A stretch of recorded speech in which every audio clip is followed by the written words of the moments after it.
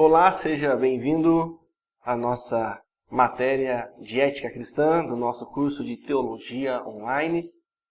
Nós estamos nessa matéria abordando as questões éticas e hoje, nessa nossa terceira aula, vamos estudar um assunto bastante interessante que está relacionado à pena de morte, também ao suicídio e à guerra.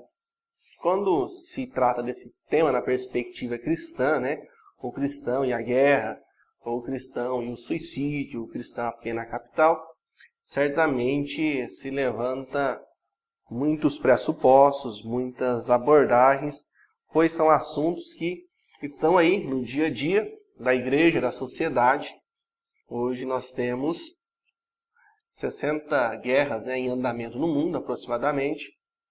Nós temos aí a realidade do suicídio em países desenvolvidos e subdesenvolvidos, uma realidade social.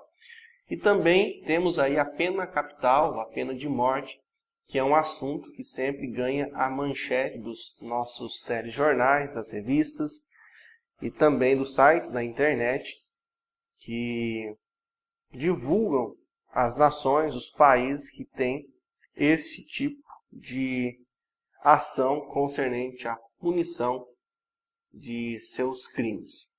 Então, quero começar aqui abordando o aspecto do suicídio, pois muitas pessoas nem tratam, às vezes, deste assunto, e o interessante é que as pesquisas apontam para nós, assim, de maneira bem assustadora, eu diria, o alto índice de suicídio que tem acontecido no mundo, bem como também um alto índice de pessoas que já pensou em algum momento de sua vida em cometer um suicídio.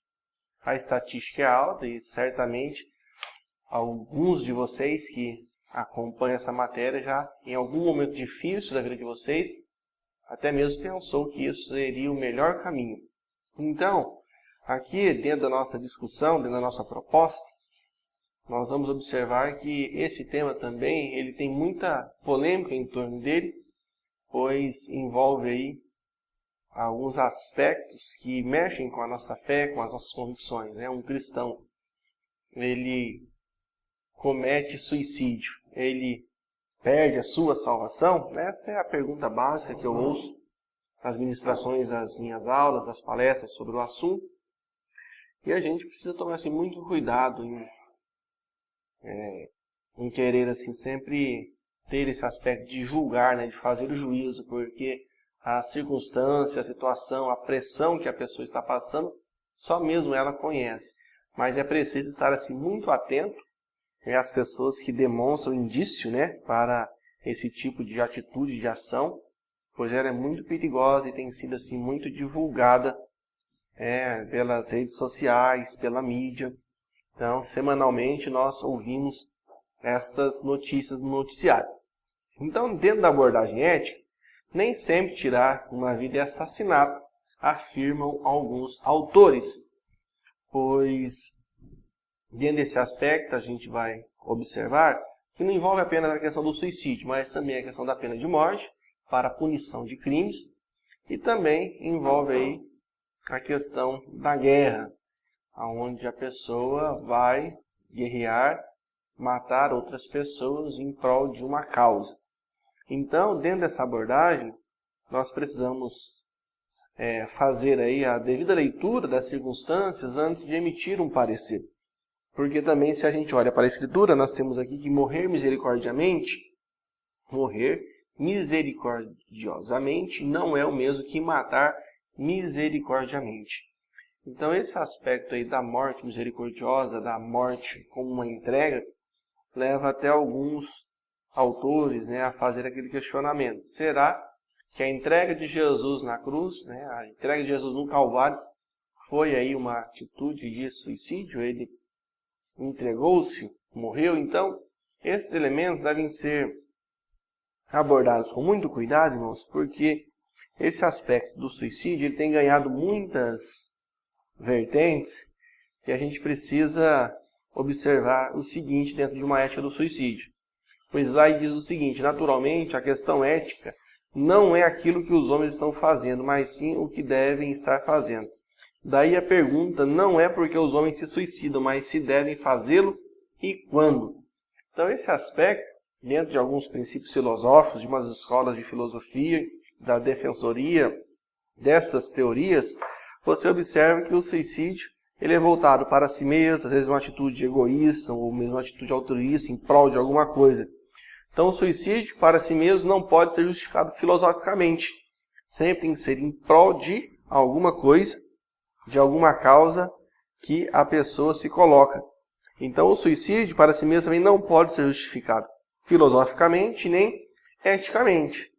Hoje os estudos avançados acerca das questões emocionais, neurológicas que nós temos apontam muitos elementos. Talvez alguns de vocês já estudaram isso na matéria de aconselhamento. Outros ainda vão ter a oportunidade de estudar. Você também pode fazer uma pesquisa sobre este assunto. Mostra então que a realidade do suicídio se dá muito por causa dessa pressão da vida. Essa impossibilidade que a pessoa sente diante da circunstância e pensa, poxa, se eu tirar a minha vida vai resolver toda a situação. E na realidade ela está arrumando uma outra situação, um outro problema, uma outra realidade. Então o suicídio em prol dos outros, na realidade, eles vão chamar de um suicídio sacrificial. Então nem todo assassinato é chamado suicídio sacrificial. E nem todos são justificáveis. Então, será que haveria um tipo de suicídio sacrificial e justificável? Ou sacrificial é justificável? Dar a minha vida em prol de outra pessoa, isso pode trazer um benefício ou social ou dentro da causa que está sendo discutida, dentro daquela circunstância.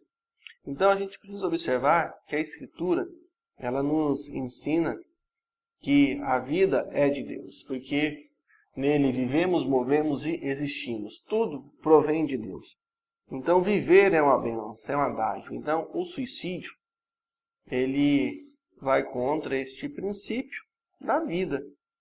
E isso pode, então, trazer para nós muitos elementos, às vezes, que são confusos em situações que você precisa tomar decisões, como, por exemplo, na questão do aborto. Salvo a criança ou salvo a mãe desta criança?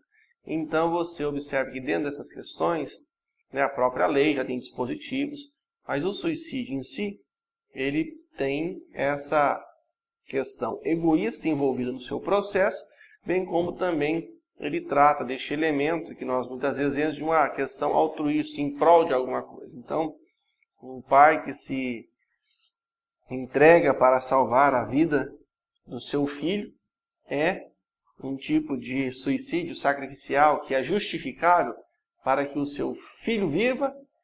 Eu vou, então, morrer, diz essa perspectiva em análise.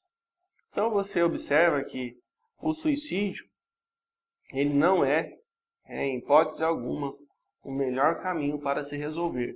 São situações tensas, de crise, de conflito, de dificuldades e que precisam ser absorvidas com clareza para que a gente tenha aí um desenrolar assim claro dessas questões que muitas vezes somos instigados a dar um parecer.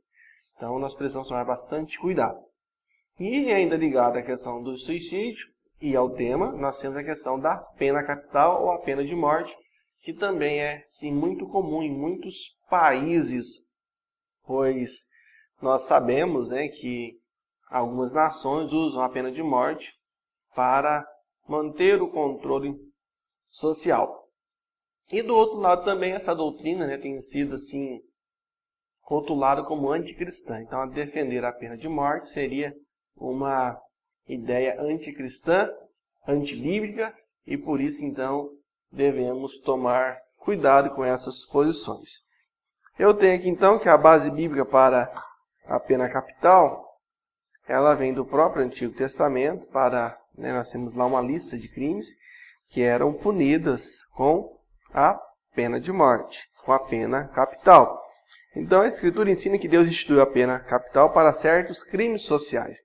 É isso que as páginas do Antigo Testamento, você pode ler e pesquisar sobre isso, você vai ver claramente, especialmente no Pentateuco, essas instituições divinas para se manter a ordem social. Então o Antigo Testamento e o Novo Testamento, eles vão andar praticamente em conjunto. E aqui nós temos, dentro dessa questão da pena capital, um aspecto interessante, porque seria até uma questão lógica que a Bíblia, que a Palavra de Deus, nos aplica acerca deste assunto. Por quê? Se eu tenho alguém que tira a vida, a punição dele vai ser o quê? Ser tirada a sua vida também. Então a ideia de olho por olho, dente por dente. Então esse aspecto hoje ele é muito questionado. Há várias pesquisas que afirmam que a pena de morte em si hoje, em algumas nações, elas só por si não reduzem o número de criminalidade, o número de crimes praticados na sociedade. Então eu quero chamar você a considerar este assunto, por exemplo, na nossa nação. Será que já não existe pena de morte no Brasil, pena capital? Quantas pessoas são mortas sem devido processo legal? Quantas pessoas são ceifadas? Quantas vidas são aí assassinadas de maneira brutal e não há investigação, não se há punição, não se identifica os responsáveis por isso. E também dentro dos nossos presídios, penitenciárias, cadeias e muitas regiões, isso infelizmente tem acontecido. Então a pena de morte, não adianta eu apontar lá para um país da Europa, ou para um país da América do Norte, ou de outra região da Ásia em si. Eu preciso observar que a pena capital, ela tem sido muitas vezes praticada de maneira legal, dentro das normas que o governo estabelece, ou de maneira ilegal, por este próprio ódio e por esse próprio caminhar da sociedade. Então nós temos que ter uma posição desse aspecto, visando o quê? O bem-estar comum, ou o bem maior, que é a posição da sociedade.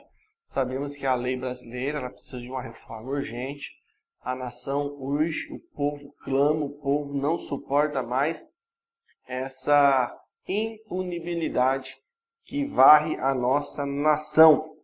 Todavia, é preciso observar, então, toda uma reestruturação. Não basta apenas fazer uma lei, executar uma lei.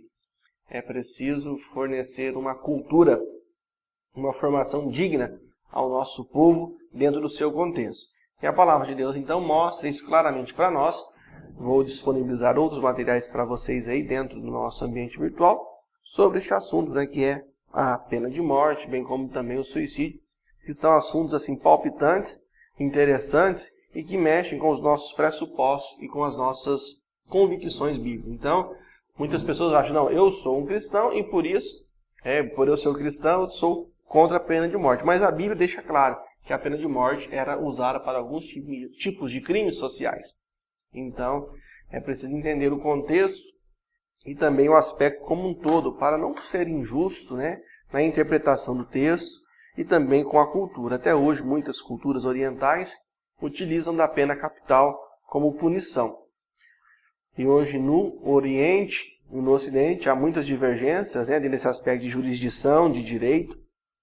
Embora o direito internacional, nesse aspecto dos direitos humanos, tenha crescido bastante, ainda são discussões que são abordadas. E a Bíblia, então, ela nos aponta caminho, ela nos aponta uma direção que a gente precisa, então, aí observar, dando crédito àquilo que o governo estabelece para o bem maior.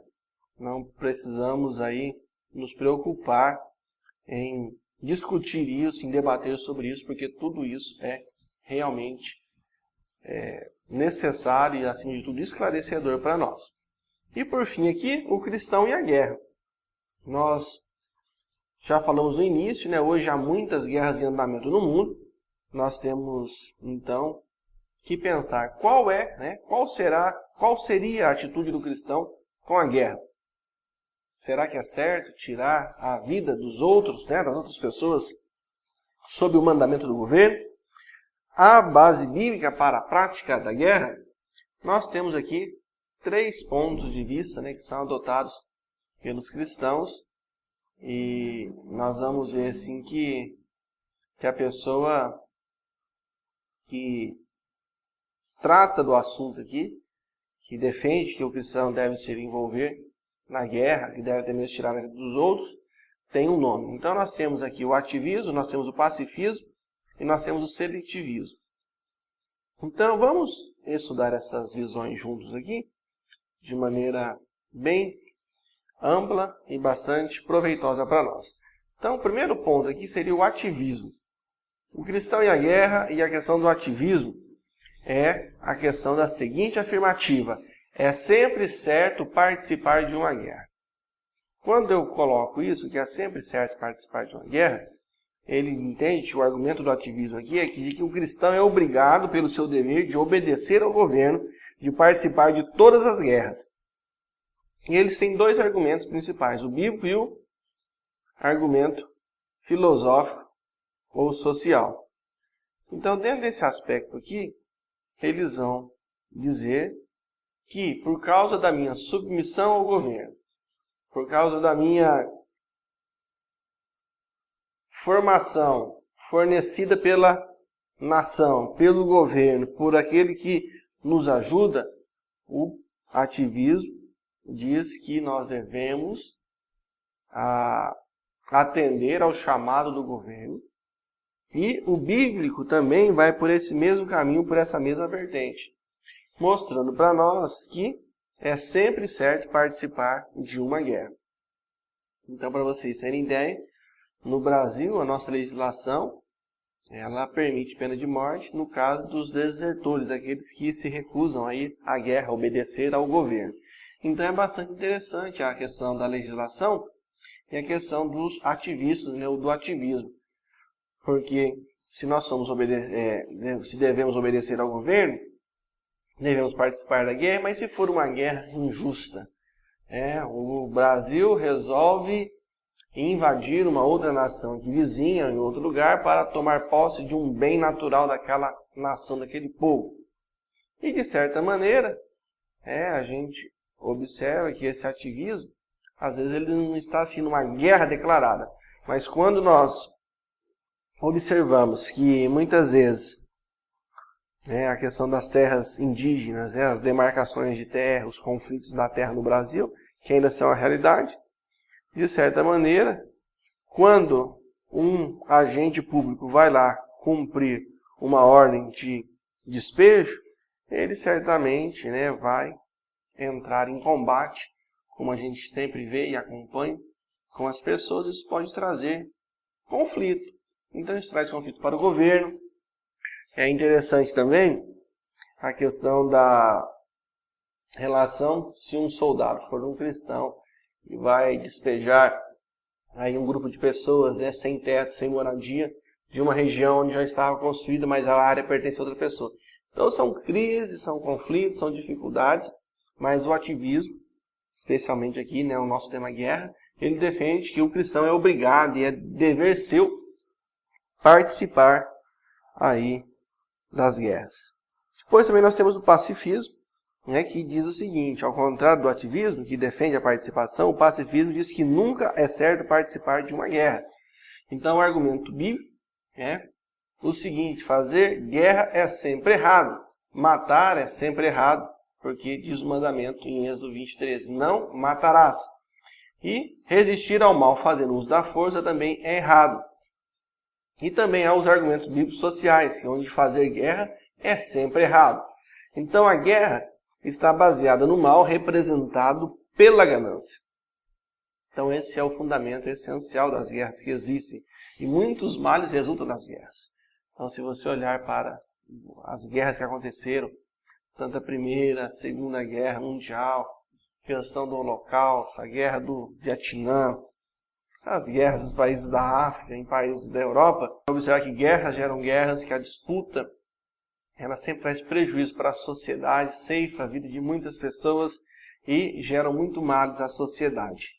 E por fim, vamos trabalhar aqui o seletivismo, que, ao contrário do ativismo que defende a participação do pacifismo, que trabalha que não é certo participar. O seletivismo diz que é certo participar de algumas guerras, ou seja, o seletivismo, como uma resposta ao ativismo, diz que algumas guerras são injustas, então não se deve participar.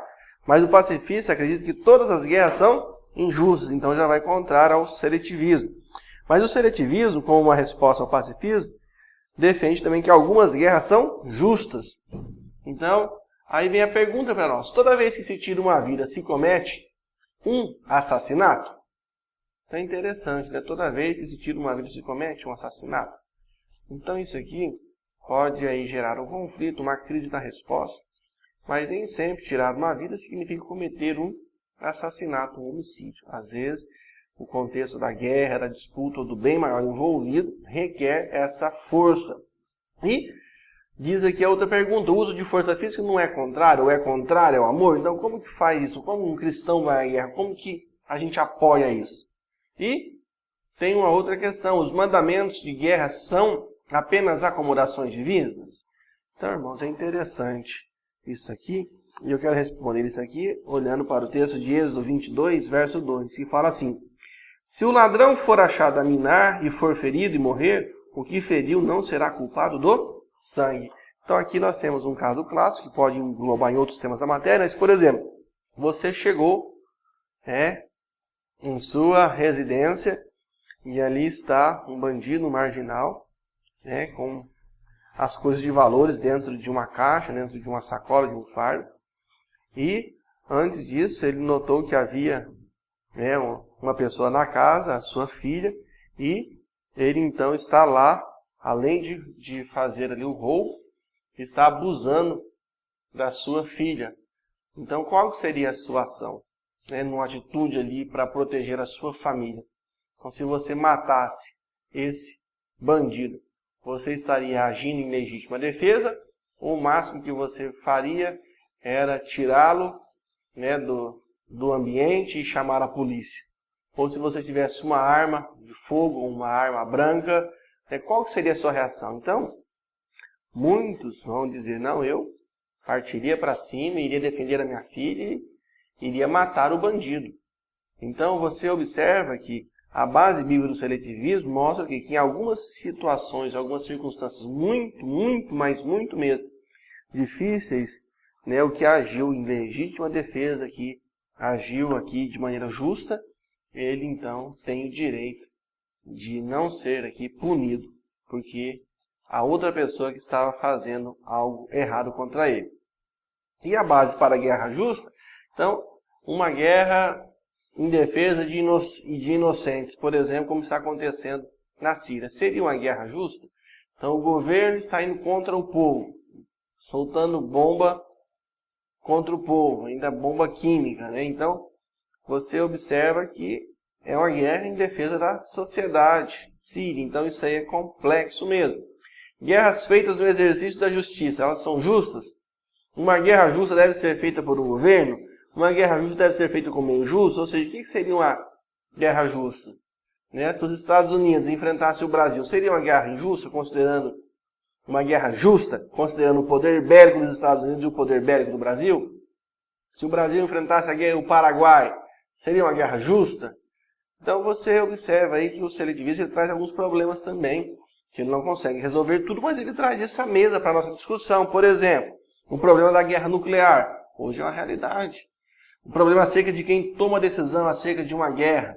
O problema da guerra preemptiva, em defesa. Então, por exemplo, Israel é atacado pelo inimigo, ele reage. E, por fim, a tortura e o terrorismo também, que faz parte desse cenário. Então, nós precisamos entender, irmãos, esses elementos para que a gente não faça comentários precipitados, sem o devido conhecimento, sem a devida formação. Então vamos observar o texto, vamos observar essa aula, vamos refletir sobre este assunto no ambiente virtual, vamos construir um argumento sólido acerca desses assuntos juntos e assim vamos dar aí a posição: seremos ativistas, pacifistas ou seletivistas. Então nós nos encontraremos no ambiente virtual. onde vamos aprofundar a discussão sobre o suicídio, sobre a pena capital e também sobre a guerra. Que Deus nos abençoe e nos conduza em sabedoria, em sábias decisões, em bons posicionamentos para a glória do seu nome. Qualquer dúvida, envie um e-mail para nós, teologia@sbrbc.com, ou poste aí a sua pergunta no nosso ambiente virtual, no link Tenho Dúvidas. Até a nossa próxima aula.